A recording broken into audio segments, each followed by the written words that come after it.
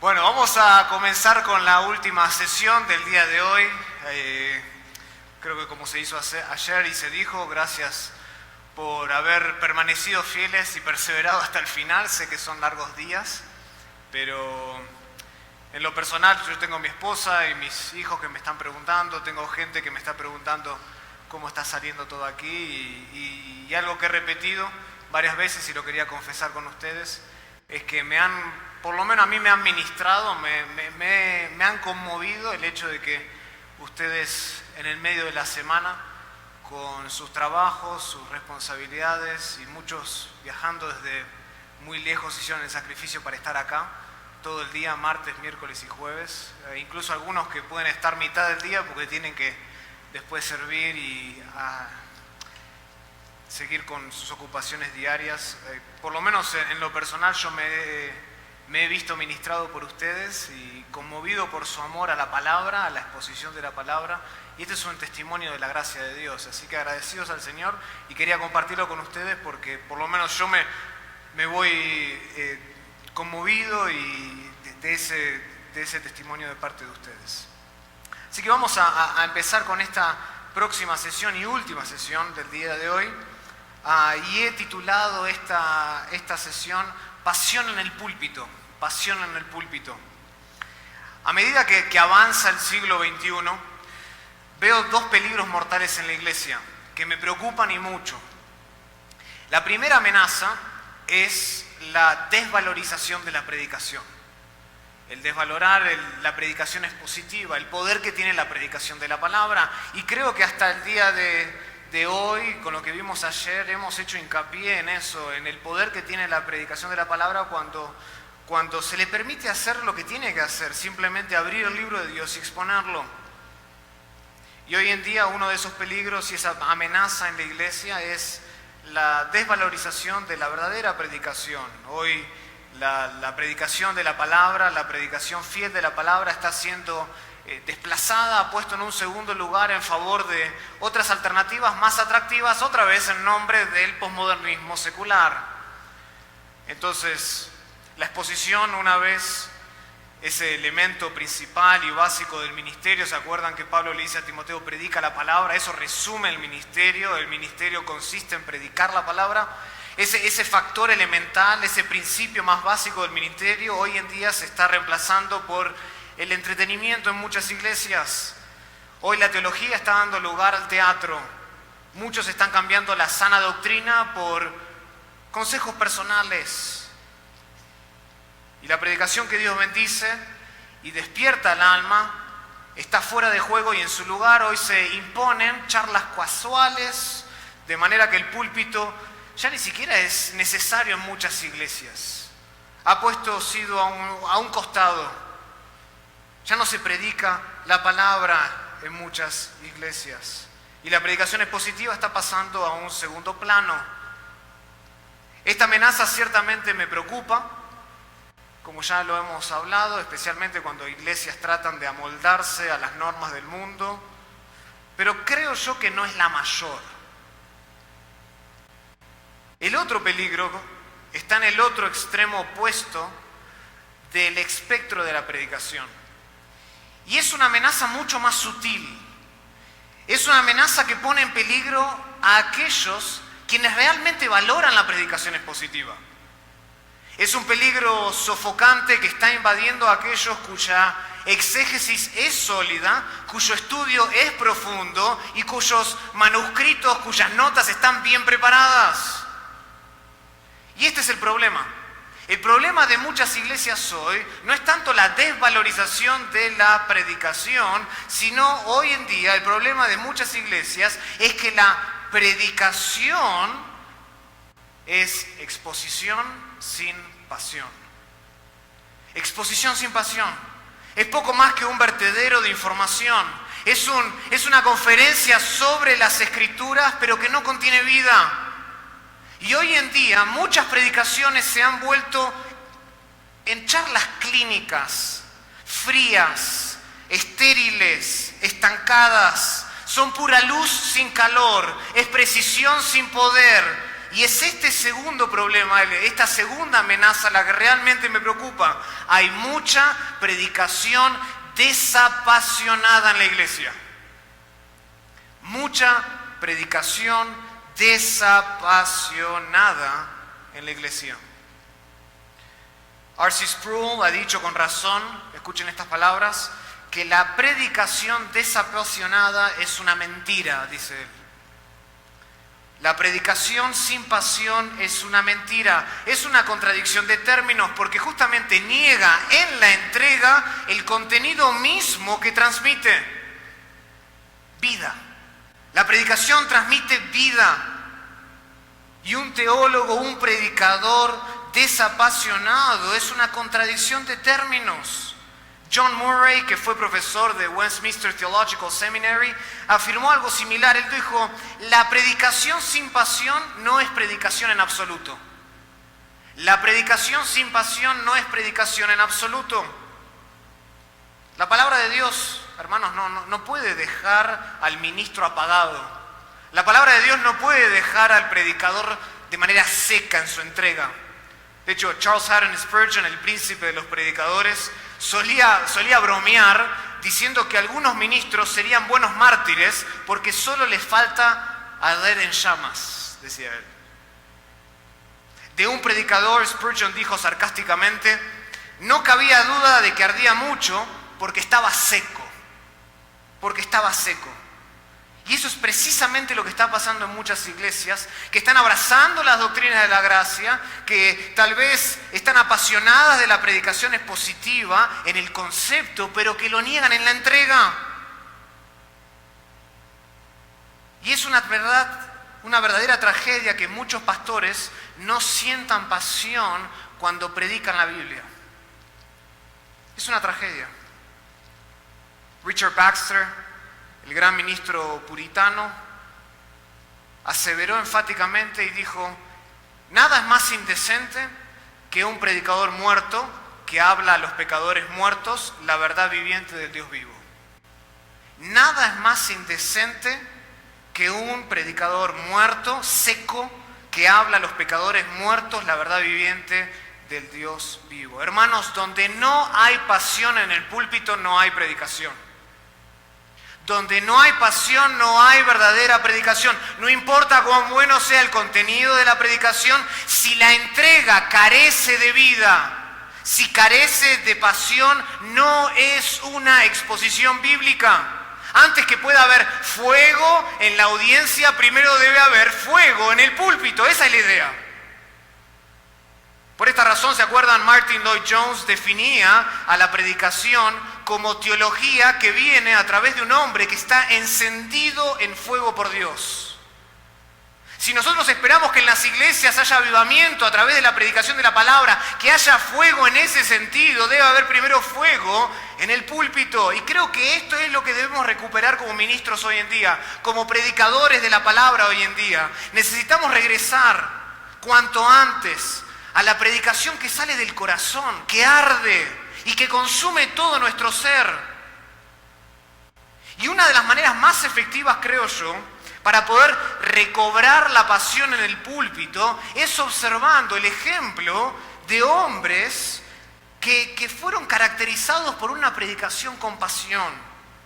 Observando la predicación de otros ministros que supieron reunir el contenido bíblico, la exégesis, la tarea ardua de la interpretación y la pasión en el púlpito de manera balanceada. Hoy hay un desbalance en muchos púlpitos, por eso creo que es necesario recobrarlo. Y más allá quiero tomar un paréntesis y dejar de hablar y poner un paso al costado con el posmodernismo y el secularismo. Creo que ya lo hemos atacado y mañana lo atacaremos incluso más. Pero quiero hacer un llamado a la introspección y a aquellos que han sabido predicar expositivamente por años, pero que por ahí están secos. Ya no arden de esa manera que lo solían hacer antes. Y para recobrar esa pasión en el púlpito hay que mirar el ejemplo de hombres que supieron predicar con fuego. Y Pablo fue uno de ellos. Pablo fue uno de ellos. Su predicación contaba con varios elementos que nosotros debemos considerar hoy si queremos predicar con pasión. Así que vamos a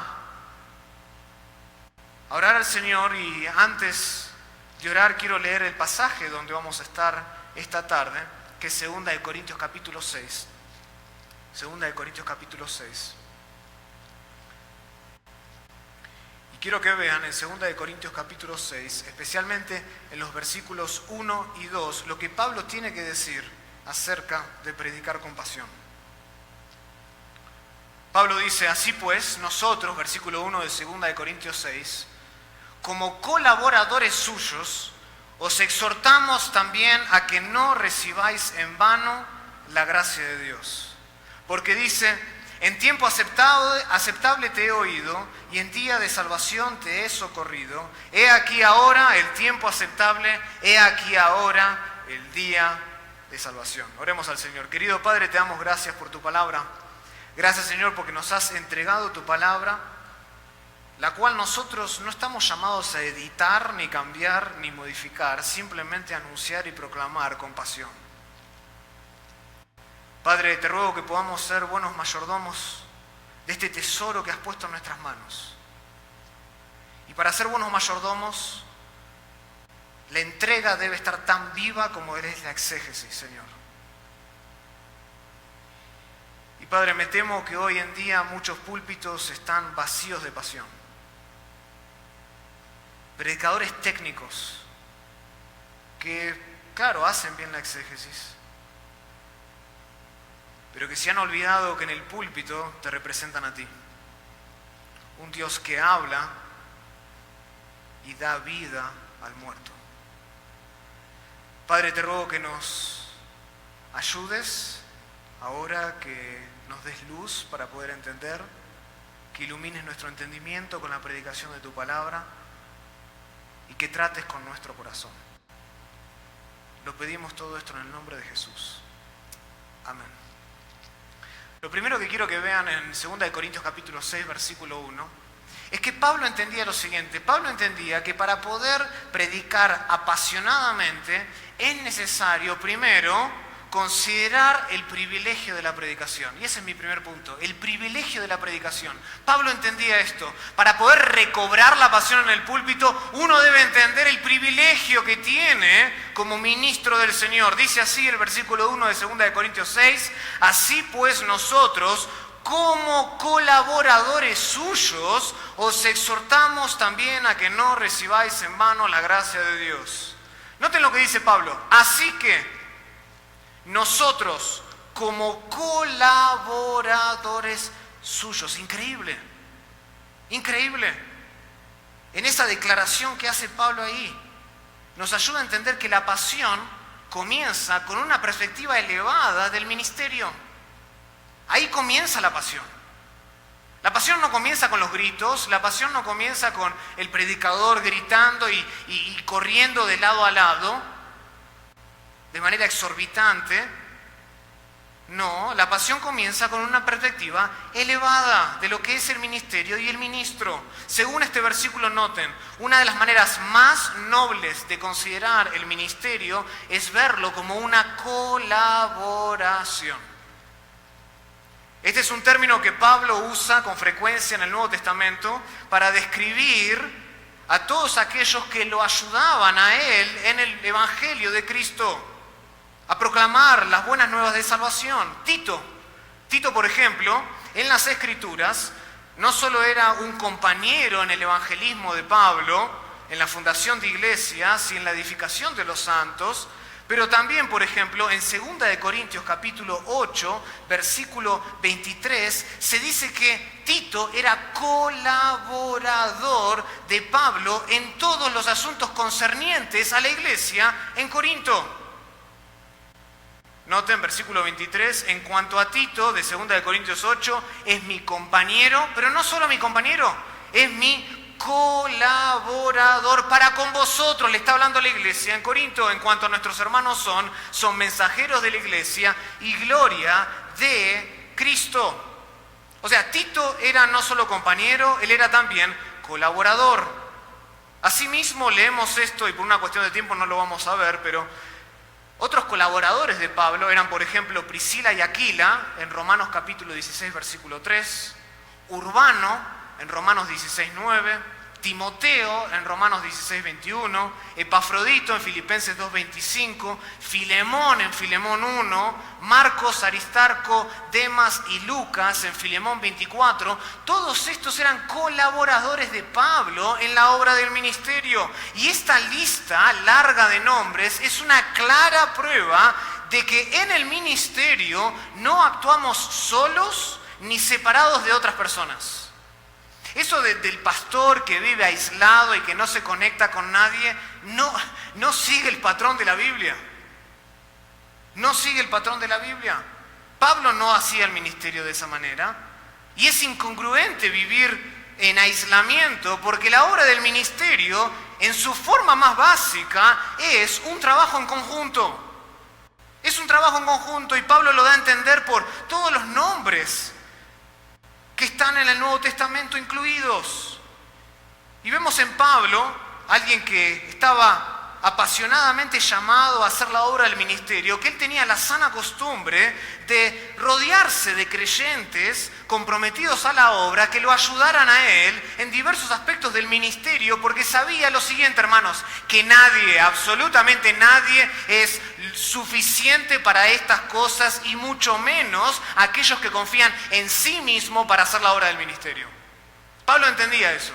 Nadie es suficiente para la obra del ministerio, y mucho menos solo. Y mucho menos solo. Entonces Pablo se rodeaba de hombres. Pablo se rodeaba de personas que lo ayudaban a hacer la obra del ministerio. Y claro, de acá podemos sacar una aplicación. Si tú estás aquí y estás aislado de todos los demás, no es saludable para ti. Como ministro no es saludable de que estés solo en el ministerio. Rodéate de hombres que te ayuden, hombres que tengan convicción, hombres que tengan vidas santas, que tengan el llamado, que tengan el carácter que lo demuestre, que te ayuden a hacer la obra del ministerio. Rodéate porque tú ni yo somos suficientes para esto. Pablo no lo era. ¿Por qué pensamos que nosotros lo somos? O sea, Pablo acá muestra que es incongruente vivir en aislamiento. Tenía colaboradores. Así todo, este no es el punto del pasaje. Segunda de Corintios 6:1 es, noten, la continuación de ¿qué capítulo? Estoy viendo si están despiertos conmigo. Capítulo 5, gracias. Segunda de Corintios 6:1 es la continuación del capítulo 5. Y la realidad es que no hay interrupción con el capítulo 5 y el capítulo 6. Sí, tal vez en nuestras Biblias es otro capítulo, pero en el original no hay interrupción. Pablo sigue argumentando. Y Pablo, noten lo que había dicho anteriormente, versículo 20 de 2 de Corintios 5. Dice, así que somos embajadores en nombres de Cristo, como si Dios rogase por medio de nosotros, os rogamos en nombre de Cristo, reconciliaos con Dios. O sea, 2 de Corintios 6:1 es una continuación del capítulo 5, en donde Pablo afirma que todos nosotros somos embajadores ¿de quién? De Cristo. Somos embajadores de Cristo para proclamar al mundo la palabra de la reconciliación. Y estos últimos versículos del capítulo 5 no hablan tanto de la relación que Pablo tenía de trabajo o de ministerio con otros colaboradores que lo ayudaban. Ese no es el punto, ese no es el foco de atención. Más bien lo que Pablo está enfatizando al final del capítulo 5 y al principio del capítulo 6 es el hecho de que Dios es en definitiva quien está rogando por medio de nosotros. Algo increíble. Noten de nuevo, versículo 20, somos embajadores en nombre de Cristo como si Dios rogase por medio de nosotros. Por medio de esta afirmación y por esta razón, la Reina Valera agrega en el versículo 1 del capítulo 6, agrega ese pronombre posesivo suyos. Así pues nosotros, como colaboradores suyos. Aunque este pronombre no está en el texto griego, se sobreentiende en el contexto más inmediato. De hecho, la mayoría de las traducciones en castellano amplían esta cláusula, esta frase, y añaden otras frases como por ejemplo, somos colaboradores de Dios, la Nueva Versión Internacional. La Biblia de las Américas dice, somos colaboradores de Él, para hacer más evidente lo que está implícito en el pasaje y en el flujo de argumentación de Pablo a lo largo de 2 de Corintios 5 y principios de 2 de Corintios 6. Y esto concuerda con lo que Pablo afirma y enseña en otros pasajes del Nuevo Testamento. Por ejemplo, acompáñenme a 1 de Corintios capítulo 3.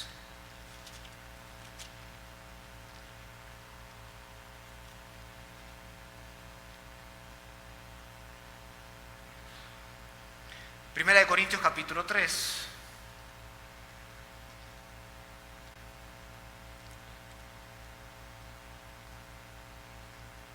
Versículo 3, versículo 4 dice, porque diciendo el uno, yo ciertamente soy de Pablo, y el otro, yo soy de Apolos, ¿no sois carnales? ¿Qué pues es Pablo? ¿Qué es Apolos? Servidores por medio de los cuales habéis creído.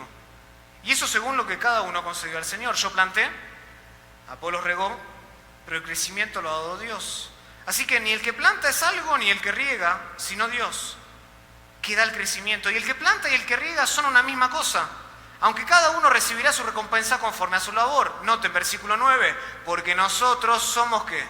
Colaboradores de Dios, y vosotros sois labranza de Dios, edificio de Dios. Algo que Pablo también enseña en 1 de Tesalonicenses 3:2, algunos manuscritos ahí tienen que también somos colaboradores de Dios, esa es la idea. Pablo enseña que el ministro es colaborador de Dios. Y la pasión en el púlpito viene cuando nosotros entendemos que nuestro ministerio es una colaboración con Dios principalmente. Ahí viene la pasión. Ahí viene la pasión.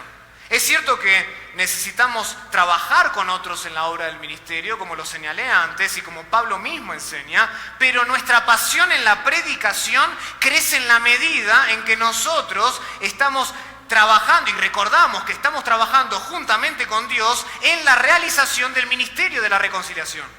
Solamente cuando nosotros recordamos eso, esa realidad, que somos colaboradores de Dios, es que la pasión en el púlpito crece.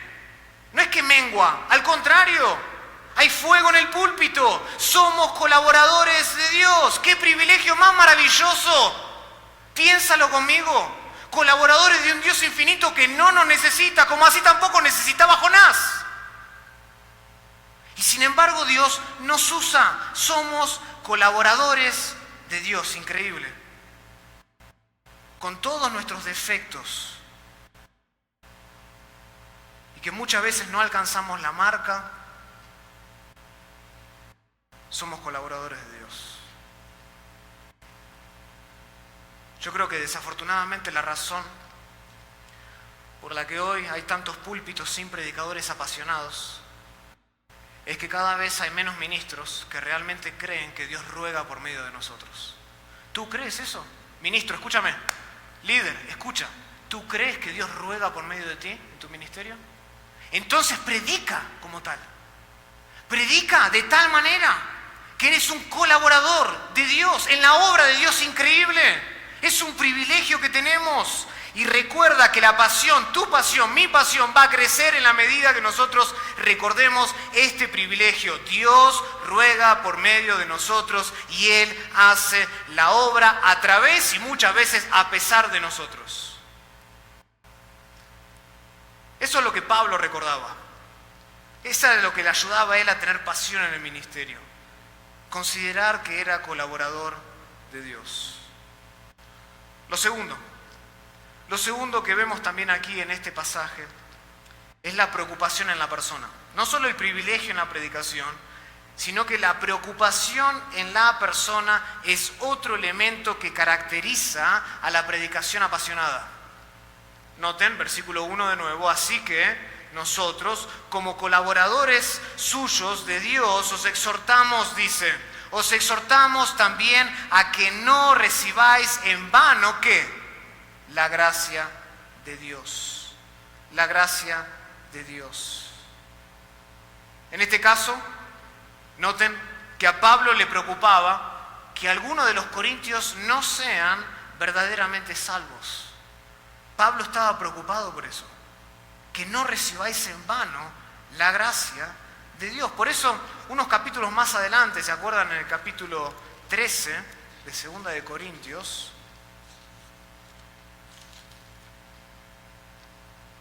versículo 5, Pablo advierte y señala y le recuerda a esta congregación y le dice: examinaos a vosotros mismos si estáis en la fe, probaos a vosotros mismos. ¿O no os conocéis a vosotros mismos que Jesucristo está en vosotros, a menos que estéis ¿qué? Reprobados? Pablo le preocupaba que algunos que estaban en la iglesia en Corintio no sean verdaderamente salvos. Evidentemente algunos de estas personas tenían conocimiento intelectual del Evangelio de Cristo, pero no tenían fe salvadora. Sabían qué era el Evangelio, pero no conocían quién era el Salvador. No seguían a su Salvador. De modo que estaban en grave peligro de que los falsos maestros que ahora se habían introducido en esta iglesia los engañaran con un evangelio que no era realmente un evangelio. Vuelvan de nuevo al capítulo 11, después del versículo 3 que vimos anteriormente. En el versículo 4, noten que Pablo dice: porque si viene alguno predicando a otro Jesús que el que os hemos predicado, o si recibís otro espíritu que el que habéis recibido, u otro evangelio que el que habéis aceptado, bien lo toleraréis, y pienso que en nada he sido inferior a aquellos grandes apóstoles. Y continúa Pablo. Noten que a Pablo le preocupaba el estado, la condición en el que estaban algunas personas dentro de la congregación en Corinto. Le inquietaba que algunos sigan a estos falsos maestros y que al hacerlo demuestren que han recibido en vano la gracia de Dios. Esto es muy similar, por cierto, a una preocupación que Pablo también tenía por, ¿se acuerdan?, los Gálatas. En Gálatas, capítulo 1, versículo 6, Pablo dice: estoy maravillado, estoy perplejo, estoy con la boca abierta de que tan pronto, de que tan rápido os hayáis alejado del que os llamó por la gracia de Cristo para seguir un evangelio diferente. Y Pablo dice: no que haya otro, sino que hay algunos que os perturban y quieren pervertir el evangelio de Cristo, mas si aún nosotros, dice Pablo, o un ángel del cielo os anunciare otro evangelio diferente del que os hemos anunciado, sea anatema. Como antes hemos dicho, también ahora lo repito: si alguno os predica diferente evangelio del que habéis recibido, sea anatema.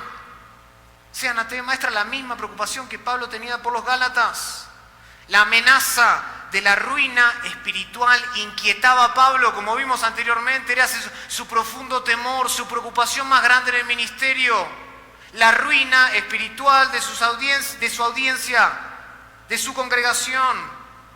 Él había entregado, Pablo, recuerden, había entregado su vida a los corintios, enseñándoles, dice, la palabra de Dios por 1 año y 6 meses.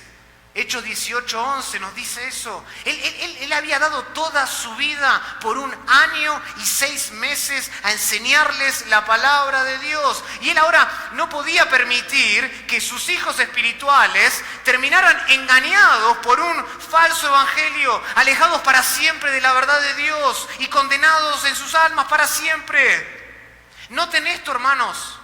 La preocupación de Pablo tenía un efecto en su predicación. La preocupación por las personas y por las almas de las personas y por la condición de la mente de las personas tenía un efecto inmediato en la predicación apasionada de Pablo. Por eso Pablo dice aquí, los exhorta. Noten capítulo 6, versículo 1. Así pues, nosotros como colaboradores os exhortamos. Los exhorta, los suplica, les hace una súplica, un ruego. Pablo los exhorta en este versículo ¿a qué? a no recibir en vano la gracia de Dios. Noten que no les informa, simplemente, no solo les anuncia, les exhorta. Su predicación se caracterizaba por la pasión, porque él estaba preocupado por ellos. Y esta exhortación es un reflejo de esa preocupación constante que Pablo tenía por esta iglesia, algo que queda registrado de hecho en otros pasajes de esta misma epístola. Acompáñenme al capítulo 2, por ejemplo.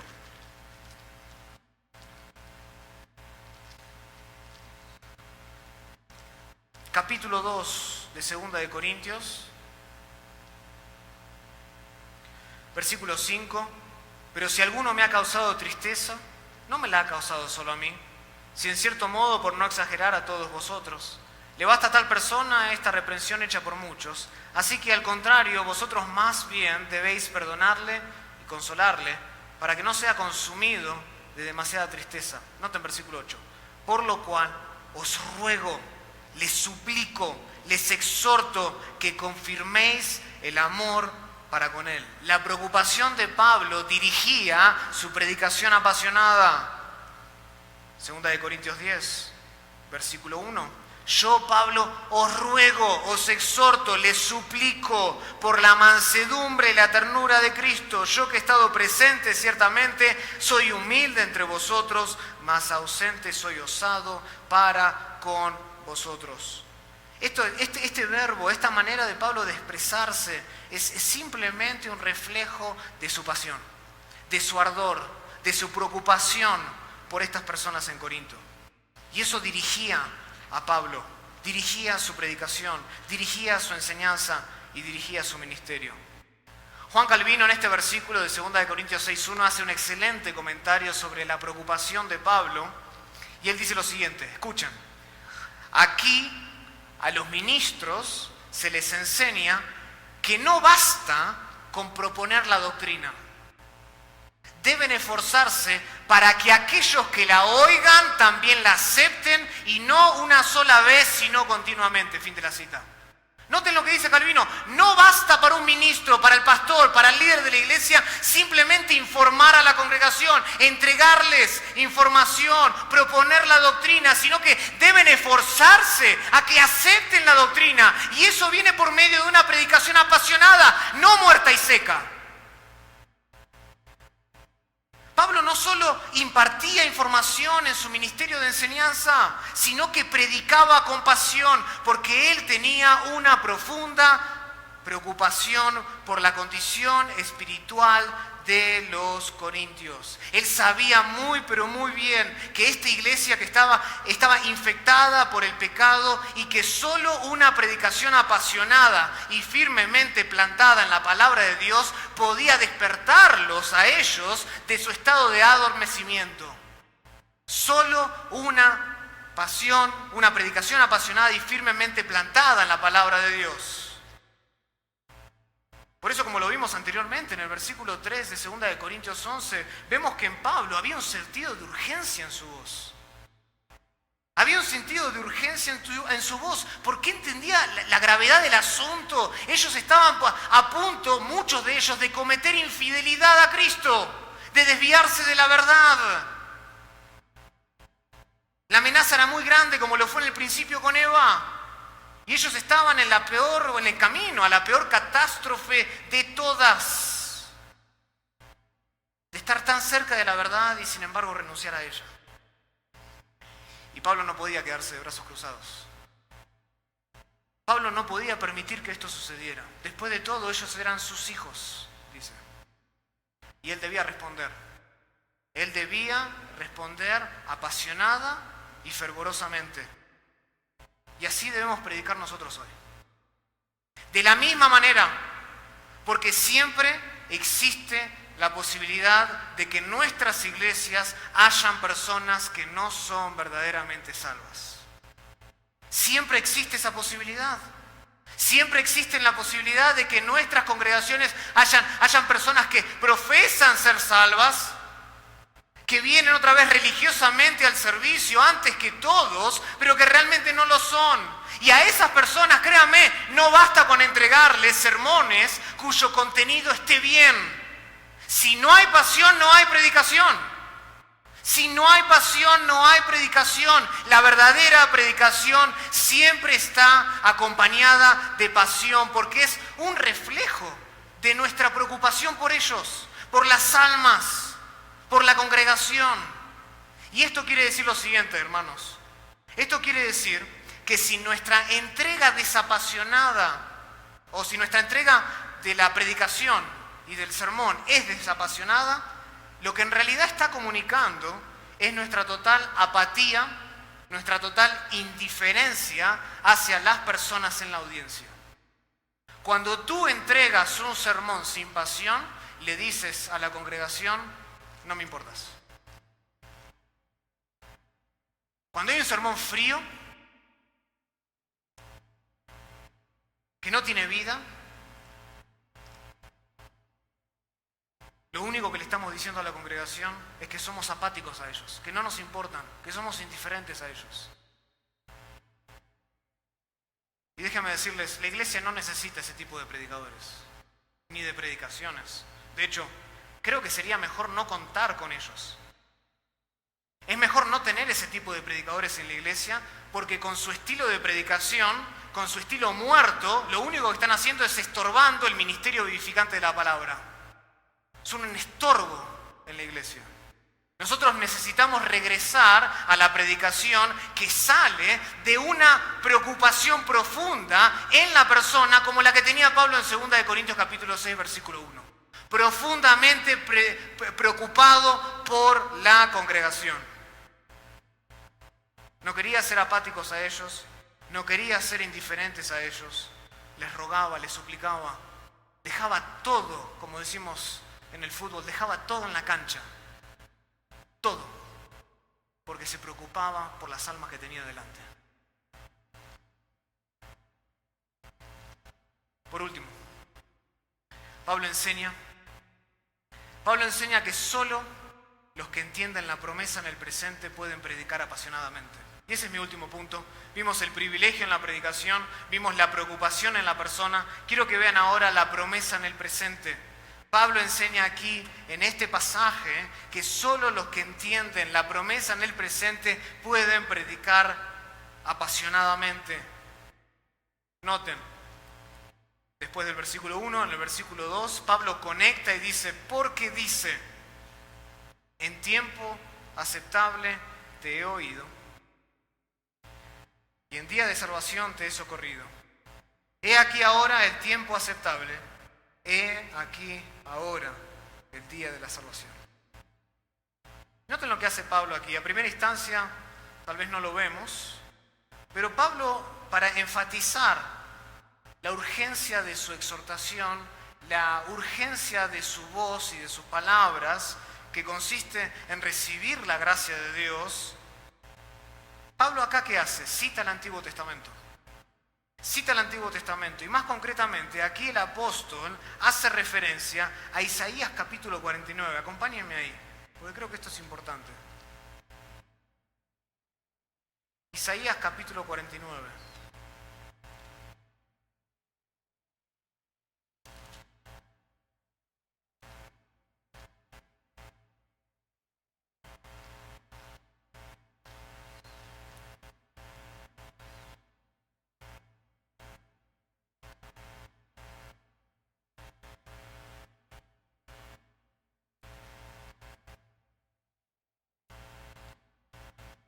Aquí Pablo en 2 de Corintios 6:2, más específicamente, está citando Isaías capítulo 49, versículo 8, que dice, noten, las mismas palabras, así dijo Jehová, en tiempo aceptable te oí, y en el día de la salvación te ayudé y te guardaré, y te daré por pacto al pueblo para que restaures la tierra, para que heredes asoladas heredades. Pablo aquí cita este pasaje que trata con la humillación y que trata con la exaltación del siervo de Jehová. Eso lo sabemos por el versículo 7. Así ha dicho Jehová, Redentor de Israel, el santo suyo, al menospreciado de alma, al abominado de las naciones, al siervo de los tiranos. Verán reyes y se levantarán príncipes y adorarán por Jehová, porque fiel es el Santo de Israel, el cual te escogió. Pablo está tratando y está citando este pasaje, el versículo 8, que en el contexto está hablando de la humillación y la exaltación del siervo de Jehová. Y el siervo en este contexto, más específicamente, es Israel. Noten, versículo 3. Vamos a leer el versículo 2 para darle contexto. Y puso mi boca como espada aguda, me cubrió con la sombra de su mano y me puso por saeta brunida, me guardó en su aljaba y me dijo: mi siervo eres, ¿o qué? Oh Israel, porque en ti me gloriaré. En el contexto está hablando de un siervo, ese siervo se identifica como Israel, pero a medida que vamos leyendo este pasaje nos damos cuenta que no se refiere a toda la nación de Israel. No se refiere a toda la nación de Israel necesariamente, sino que se refiere a un solo individuo que los representaría en el futuro, así como, ¿se acuerdan? El sumo sacerdote representaba a todo el pueblo en el día de la expiación. De la misma manera, un hombre representaba al pueblo, aquí vemos un individuo representando a Israel. Y esto es claro cuando nosotros también vemos el contexto. Por una cuestión del tiempo no lo vamos a ver ahora, pero vuelvan después a 2 Corintios 5 y examinen los versículos 14 y 15, donde habla justamente de la propiciación sustitutoria o sustitutiva de Cristo, uno tomando el lugar de muchos. Pablo claramente está pensando y argumenta, y en el flujo de pensamiento él está pensando en Isaías 49, en este siervo al cual iba a ser humillado y exaltado, alguien que era llamado Israel, pero no era la nación necesariamente, sino uno de ellos que lo representaría. Y esto queda muy claro en el versículo 6. Noten, versículo 6. Vamos a leer el 5 para seguir leyendo el flujo de Isaías 49. Dice: ahora pues, dice Jehová, el que me formó desde el vientre para ser su siervo, para hacer volver a él a Jacob y para congregarle a Israel, porque estimado seré en los ojos de Jehová y el Dios mío será mi fuerza. Dice: poco es para mí que tú seas mi siervo para levantar a las tribus de Jacob. Noten que no está hablando de Israel, está hablando de uno de entre la tribu de Jacob, uno de entre la tribu de Israel que va a levantar a las tribus y para que restaures al remanente de Israel. Un individuo iba a hacer eso. Y dice: también te di por luz a las naciones, dice, no solo para salvar a Israel, sino también a las naciones, para que seas mi salvación hasta lo postrero de la tierra. O sea, según el profeta Isaías, un individuo de Israel se levantaría para justamente levantar las tribus de Jacob y restaurar al remanente de Israel.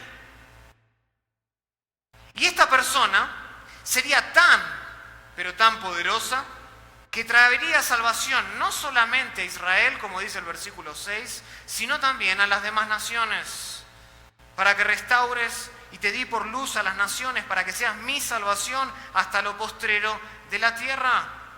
Evidentemente, Isaías 49 no está hablando tanto del pueblo de Israel, sino más concretamente de un individuo que nosotros sabemos y cuyo nombre es Cristo Jesús. Esta es una profecía mesiánica que apunta a la persona de Cristo, aquel que tiene el poder para restaurar a ese pueblo, pero también a los demás pueblos de toda la tierra. Él es el siervo de Jehová, por excelencia, el mejor siervo, a quien el Padre promete, en el versículo 8, ayudar en el día de la salvación. Dice: te he puesto para levantar las tribus, te he puesto para que restaures el remanente de Israel, también te di por luz a las naciones. Y en el versículo 8 dice: en tiempo aceptable te oí y en el día de la salvación que te ayudé y te ¿qué? Y te guardaré y te daré por pacto al pueblo. Le está hablando ¿a quién? A este individuo. Y aquí el Padre promete ayudar a este individuo en el día de la salvación. Algo que vemos, ¿se acuerdan? En el Salmo 16, versículo 10, cuando dice que no dejó su alma en el Seol, ni permitió que vea corrupción. La Escritura revela que Dios sostuvo a ese individuo en la cruz y eventualmente lo resucitó al tercer día a fin de reconciliar consigo mismo al mundo, algo que 2 Corintios capítulo 5 versículo 19 enseña. De eso está hablando Isaías 49. De que Dios Padre sostuvo al Hijo en el día de la salvación. Te ayudé, te guardaré. No dejó que su alma vea el Seol, ni permitió que vea la corrupción. Y tras haberlo ayudado, nosotros sabemos que Cristo inauguró después de su resurrección una nueva era en donde todas las cosas son hechas nuevas para los que reciben la gracia de Dios. 2 Corintios 5:17. ¿Se acuerdan? De modo que si alguno está en Cristo, ¿qué? Nueva criatura es. Después de la resurrección de Cristo comenzó y se dio apertura a una nueva era. Cristo fue posible e hizo lo posible para reconciliar al mundo con Dios, no tomándoles en cuenta a los hombres sus pecados. Cristo eso hizo posible. Y esto es importante entender porque después en el versículo 2 de 2 Corintios 6, Pablo se vale de esta nueva era que ha sido inaugurada con Cristo y exhorta fervorosamente, con súplica, con ruego a los corintios a no dejar para mañana lo que está a nuestra disposición hoy. Cristo ha inaugurado una nueva era. Y enfáticamente, 2 veces en este pasaje, cuando él cita Isaías 49:8, 2 veces señala que ahora es el momento más preciso para recibir la gracia de Dios. Ahora, mañana puede ser demasiado tarde, dice Pablo. La etapa de la reconciliación estaba presente en aquel tiempo para los corintios, como también está disponible para nosotros en esta época de la historia. Y hoy es, hermanos, el día de la salvación. Hoy es el día de la salvación, mañana es el juicio. Hoy es el día de la salvación. Mañana es el juicio, está estipulado que los hombres mueran una sola vez y después de esto, ¿el qué? El juicio. Hoy es el día para la salvación. Cristo ya ha reconciliado al mundo con Dios y nos ha dado a nosotros el ministerio de la reconciliación para que anunciemos las buenas nuevas y sepamos que hoy las personas se pueden reconciliar con Dios para que puedan ser hechos justicia de Dios en Él, como dice el versículo 21 de 2 Corintios 5. Ahora, dice Pablo, he aquí ahora el tiempo aceptable, he aquí ahora el día de salvación. Hoy es el día de la salvación. Y este sentido de urgencia, hermanos, no puede faltar nunca en nuestra predicación. De que hoy es el día de la salvación. Hay algunos que descubren las doctrinas de la gracia y se enamoran de la soberanía absoluta de Dios y es hermoso descubrirlo. Yo me acuerdo cuando descubrí eso por primera vez y estudiaba la Biblia y subrayaba todos los versículos donde veía la soberanía de Dios actuando.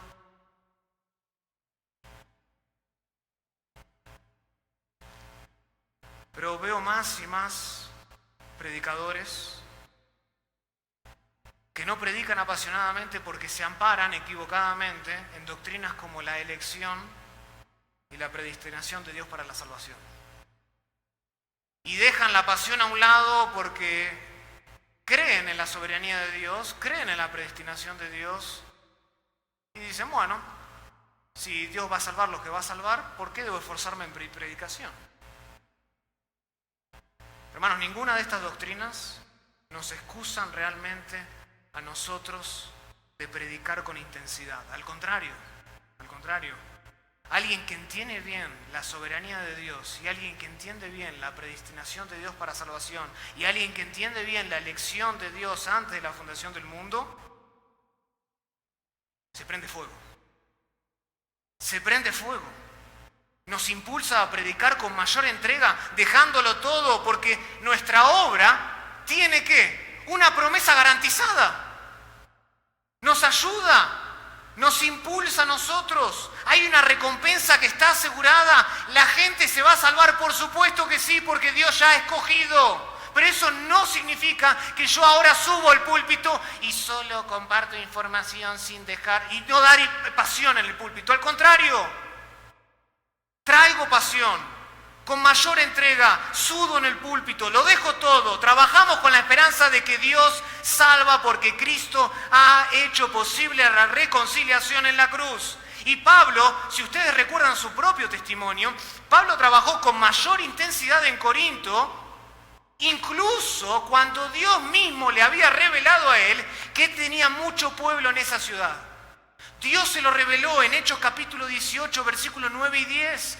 Dios le revela a Pablo, tengo mucho pueblo en esta ciudad. Y a pesar de que Pablo sabía eso no significaba que dijo, bueno, ya está, acá no tengo que hacer nada. Si Dios va a salvar al que va a salvar, no necesito esforzarme. No, Pablo dice que estuvo con ellos 1 año y 6 meses, día y noche, los visitaba, les predicaba a Cristo. Él trabajó arduamente en esa ciudad y el resultado fue que hubo más celo de parte de Pablo para hacer la obra del ministerio y eventualmente, después de su arduo trabajo, ¿saben lo que pasó en esa ciudad? Nació una iglesia. Nació una iglesia. El conocimiento de Pablo de la elección de Dios, el conocimiento de Pablo de la soberanía de Dios, no se interpuso en el camino de que su predicación sea seca, sea apática, sea fría. Al contrario, lo impulsaba a trabajar más y mucho más. Pablo no se excusaba en su conocimiento de la soberanía de Dios, sino que predicaba apasionadamente con un sentido de urgencia. Este es el día de la salvación.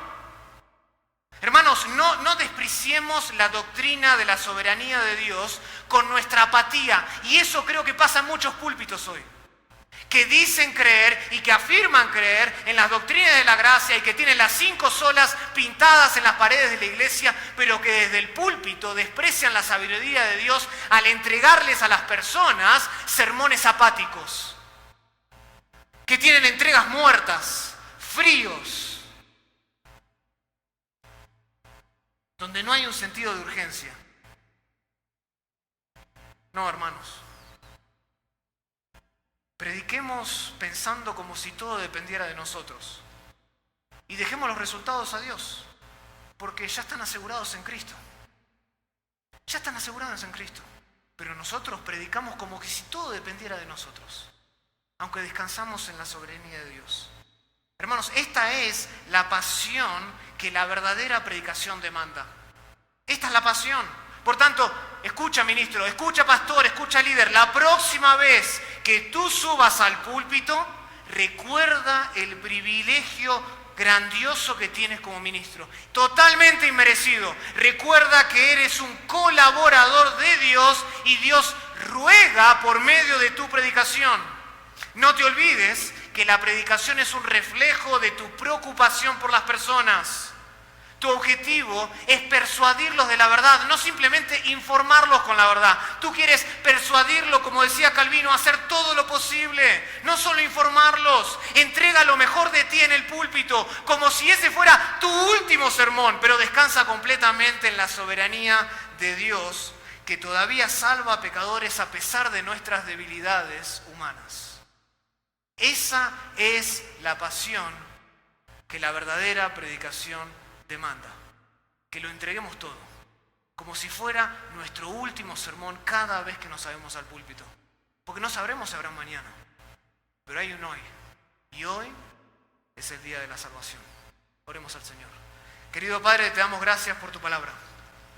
Gracias, Señor, te damos porque Pablo aquí nos recuerda de la pasión que debe caracterizar a la verdadera predicación.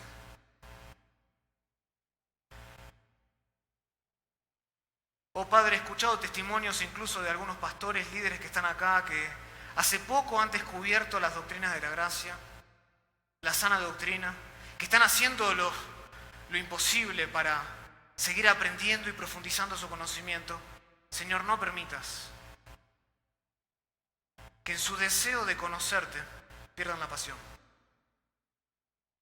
No permitas, Padre, que las personas, líderes, ministros que se comprometen en su estudio, incluso van al seminario. No permitas, Padre, por favor, que en ellos crezca una actitud apática cada vez que se suben al sermón, al púlpito.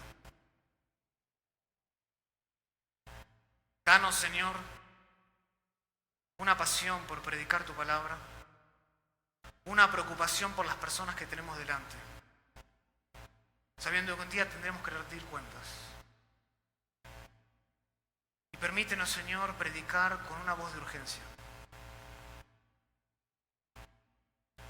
Porque no sabemos si mañana, hoy es el día de la salvación. Y nosotros podemos predicar por tu gracia, sabiendo que los resultados dependen de ti y que tú salvarás a los que tienes que salvar.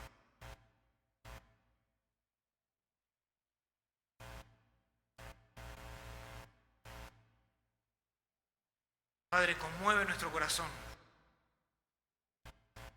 Toca la más última fibra de nuestro corazón,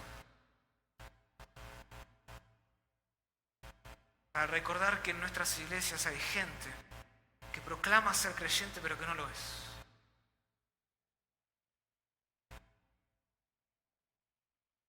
Y que nuestros mensajes pueden ser muy técnicos, muy lindos, con ilustraciones muy ingeniosas, pero que si no tienen pasión demuestran que somos apáticos a un mundo que se muere sin ti. Danos la pasión que tenía Pablo, que suplicaba, que rogaba a las personas que vengan a Cristo.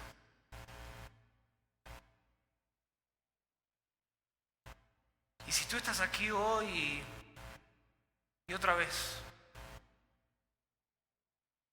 tú estás en la iglesia, pero tienes un corazón dividido. Tienes apatía hacia Dios. Es una persona de doble ánimo, ambivalente, inestable en tus caminos. Hoy es el día de la salvación para ti. No hay nada ni nadie que te pueda salvar excepto Cristo. Tus obras no te pueden salvar. Y sin Cristo, tú sufrirás una eternidad apartado de su bondad para siempre. Ven a Cristo hoy. Encuentra descanso en Él.